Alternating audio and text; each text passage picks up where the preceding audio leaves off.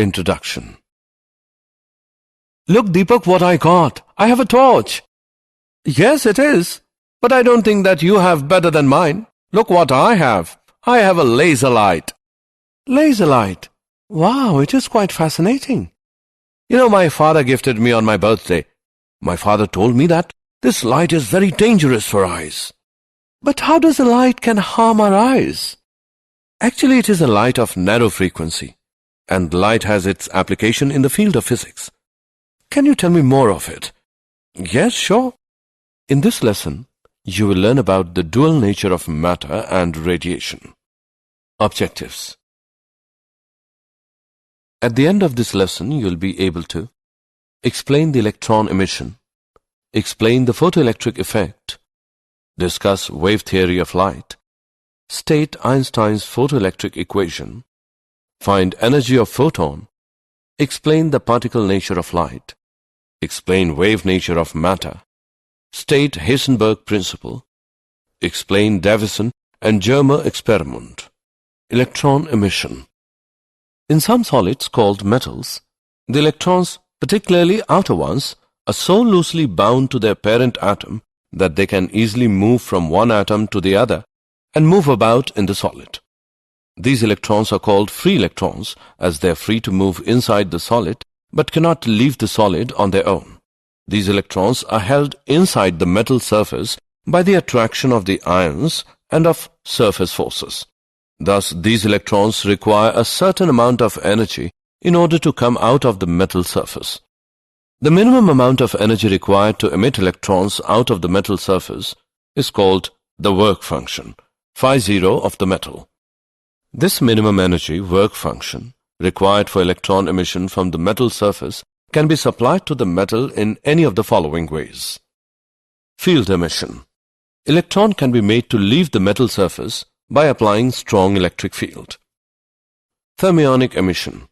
By heating the metal, sufficient thermal energy is received by the free electrons to overcome the attractive pull of metal surface. Photoelectric emission. Free electrons from the metal can also be released by supplying energy to them in form of light. Photoelectric effect. The emission of electrons from metallic surface by light energy is called the photoelectric effect, and the electrons so emitted are called the photoelectrons.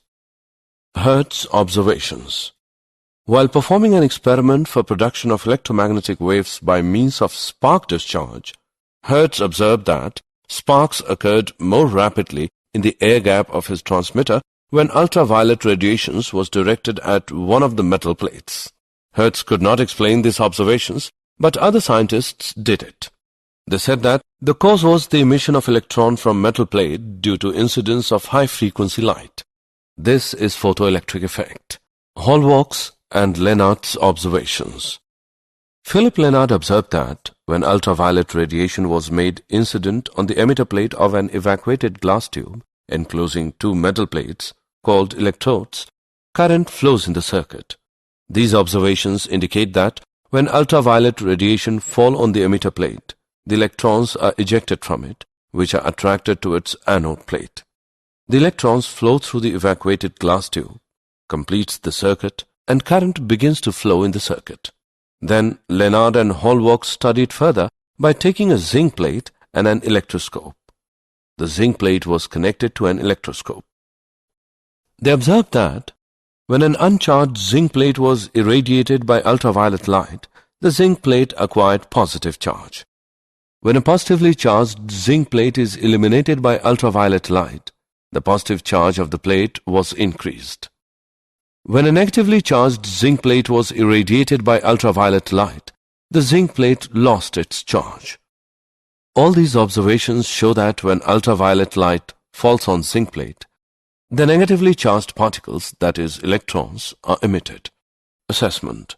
Before proceeding further, let us know how much have you learned. Match the following.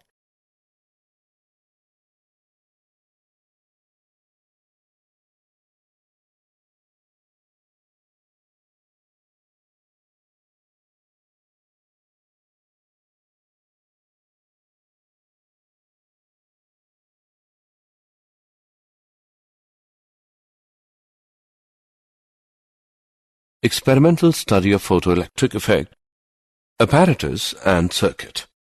The tube containing two electrodes, P and Q, has a side window of quartz to permit ultraviolet rays for the experiment.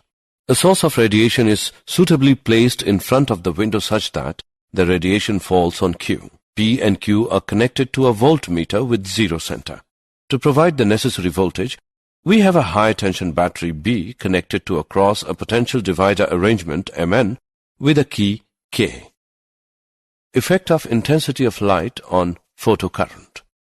The photoelectrons emitted per second is directly proportional to the intensity of incident radiation. Effect of potential on photoelectric current.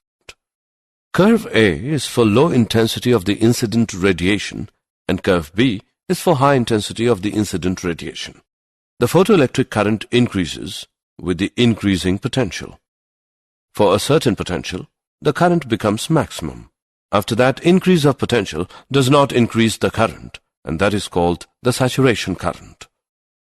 Let the potential of P be now made zero. At this stage, a small current is observed due to the few electrons which, just because of sufficiently large velocity of emission, are able to reach P, even though P does not have any positive accelerating voltage. Now let P be made negative by sliding the running contact L towards M. The current begins to fall off rapidly, and at a given fixed value of potential, minus V0, the current becomes zero, and the photoelectric emission will stop altogether. This voltage, V0, is called the stopping potential. Photoelectric current is zero when the stopping potential is sufficient to repel even the most energetic photoelectrons with the maximum kinetic energy, Kmax, so that Kmax is equal to EV0. Effect of frequency of incident radiation on stopping potential.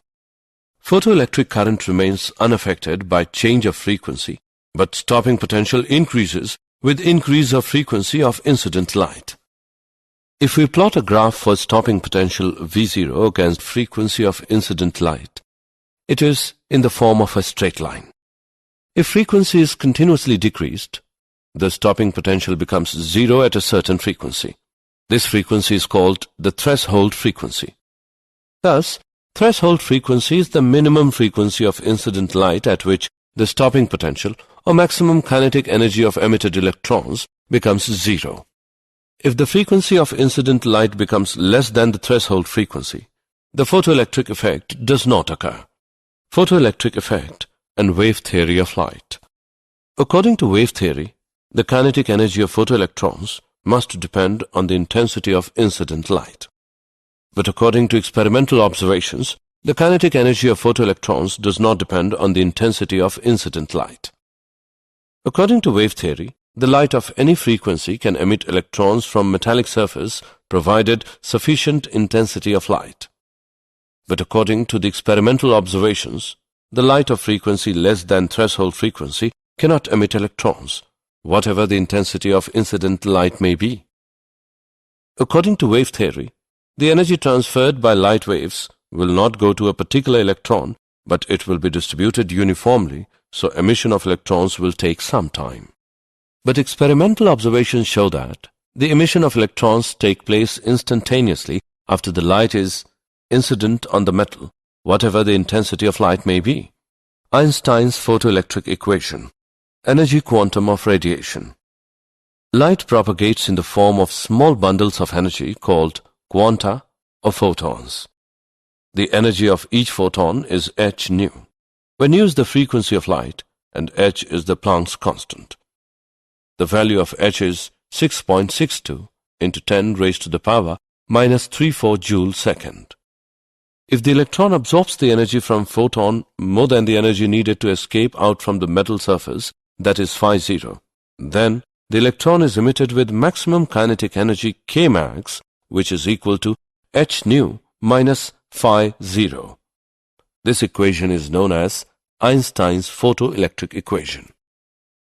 Important points. For the emission of electron from metal surface, h nu greater than phi 0. This shows that greater the work function phi 0, greater the threshold frequency needed to emit the electron. The more the number of photons available, the more the number of electrons absorbs energy from the photons, and therefore greater is the number of electrons emitted from the metal surface. We know that Kmax equals EV0 and Kmax is equal to h nu minus phi 0. So, h nu minus phi 0 is equal to EV0. EVO is equal to h by E into nu minus phi 0 by E. If we plot a graph between nu and V0, taking nu on x-axis and Kmax on y-axis, the graph is a straight line, since equations is of the form y, which equals mx plus c. The slope of the line m is equal to h upon E, which is a universal constant. Example: if light of wavelength 4000 to 950 angstrom is viewed as a continuous flow of photons, what is the energy of each photon in EV? Given Planck's constant h as 6.6 into 10 raised to the power minus 34 joule second. Solution: the energy of photon can be found by E as h nu, E equals hc by lambda, name it as equation 1. C is the speed of light, which is 3 into 10 raised to the power 8 meter per second. From equation 1, E equals 6.6 into 10 raised to the power minus 34 into 3 into 10 raised to the power 8 by 4950 into 10 raised to the power minus 10 joule. After solving, we get E as 4 into 10 raised to the power minus 19 joule. It can be expressed in EV, E as 4 into 10 raised to the power minus 19 by 1.6 into 10 raised to the power minus 19 EV. E is equal to 2.5 EV. Particle nature of light, the photon. The photoelectric effect supports the Einstein's quantum theory of light, which states that the light in interaction with matter behaves like bundles of energy, each bundle being called a photon. The photon picture of light can be summarized as: when radiation interacts with matter, it behaves as if it is made up of particles called the photons. The energy of each photon of frequency nu and wavelength lambda is E as h nu, which is equal to hc by lambda. The momentum of a photon P is equal to h nu by c, which equals h by lambda, where c is the speed of light. All photons of a given frequency have the same energy E, which is equal to h nu. The photons are electrically neutral, so they are not deflected by electric and magnetic fields. In photon-electron interaction, the total energy and total momentum are conserved. However, the number of photons may not be conserved in a collision because photons may be absorbed and new photons of different energies may be created, so that total energy may remain constant, that is h nu, which equals h nu 1 plus h nu 2, wave nature of matter. In 1924, Louis de Broglie proposed that material particles in motion behave as waves, and the wavelength associated with the material particles is given by lambda is equal to h by p, which equals h by mv, where p is equal to mv is the linear momentum of the moving particle. This is called de Broglie hypothesis. The momentum of the photon is p is equal to h by lambda. This gives wavelength lambda as h by p. Therefore, de Broglie proposed de Broglie wavelength lambda is equal to h by p, which equals h by mv. If k is kinetic energy of material particles, then the relation between momentum p and kinetic energy k is k as 1 by 2 mv square, which is equal to 1 by 2 into m into p by m square, which equals p square by 2m, or p as square root of 2mk. Hence, de Broglie wavelength lambda is equal to h by square root of 2mk, name it as 1. If V volt is the accelerating potential of electron, then k is equal to EV from equation 1. Lambda is equal to h by square root 2 mev. Substituting the values of m, e and h we get lambda as 12.27 by square root of V angstrom. Example. Calculate de Broglie wavelength associated with electrons accelerated through a potential of 5 kilovolt. Solution. Given. V is equal to 5 kilovolt, which equals 5000 volt. From the formula given below, we can find the de Broglie wavelength. Lambda is equal to 12.27 by square root of V angstrom. Lambda plus is equal to 12.27 by square root 5000 angstrom, which equals 0.173 angstrom. Wave packet.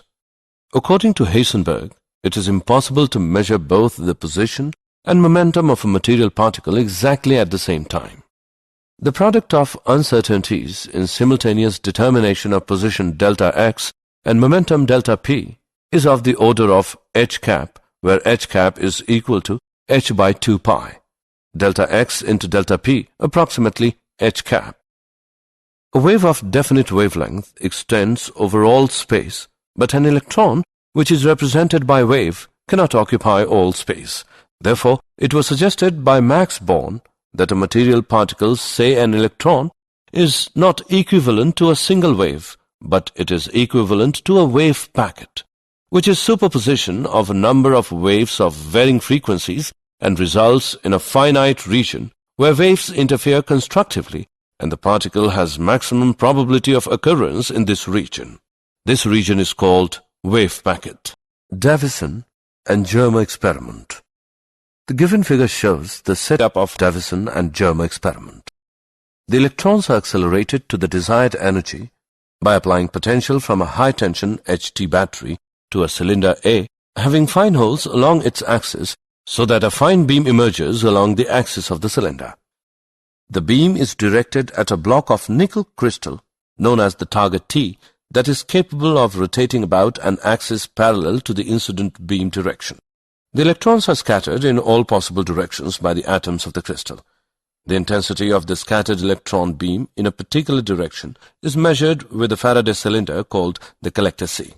The collector can be moved along a graduated cylinder scale S and is connected to a sensitive galvanometer. The deflection of the galvanometer is proportional to the intensity of scattered electron beam entering the collector. The variation of the intensity I of the scattered beam with the scattering angle theta is measured for various electron energies. From de Broglie relation, the de Broglie wavelength associated with the 54 eV electrons can also be determined. For these electrons accelerated through a potential difference of 54 V, lambda is equal to h by p, which equals 1.227 by square root of V. Nanometer is equal to 1.227 by square root of 54 nanometer equals 0.166 nanometer. The Davison-Germer experiment thus provides direct verification of de Broglie hypothesis of wave nature of material particles. Did you know? In 1905, Albert Einstein was a German-born theoretical physicist who explained the photoelectric effect. In 1924, Louis de Broglie gives his theory on wave-particle duality. Summary. Let us summarize what we have learned. The minimum amount of energy required to emit electrons out of the metal surface is called the work function phi0 of the metal. The energy can be supplied in three ways: field emission, thermionic emission, photoelectric emission. The emission of electrons from metallic surface by light energy is called the photoelectric effect, and the electrons so emitted are called the photoelectrons. Photoelectric current depends upon intensity of incident light, applied potential, frequency of incident light. Einstein's photoelectric equation. Kmax is equal to h nu minus phi0, where Kmax is the maximum kinetic energy. Nu is the frequency of light. Phi0 is the work function of the metal surface. Einstein's quantum theory of light states that the light in interaction with matter behaves like bundles of energy, each bundle being called a photon. The energy of each photon of frequency nu and wavelength lambda is E equals h nu. de Broglie wavelength lambda is equal to h by square root of 2mk, where k is kinetic energy of material particles. Heisenberg principle states that it is impossible to measure both the position and momentum of a material particle exactly at the same time. The Davison-Germer experiment provides direct verification of de Broglie hypothesis of the wave nature of material particles.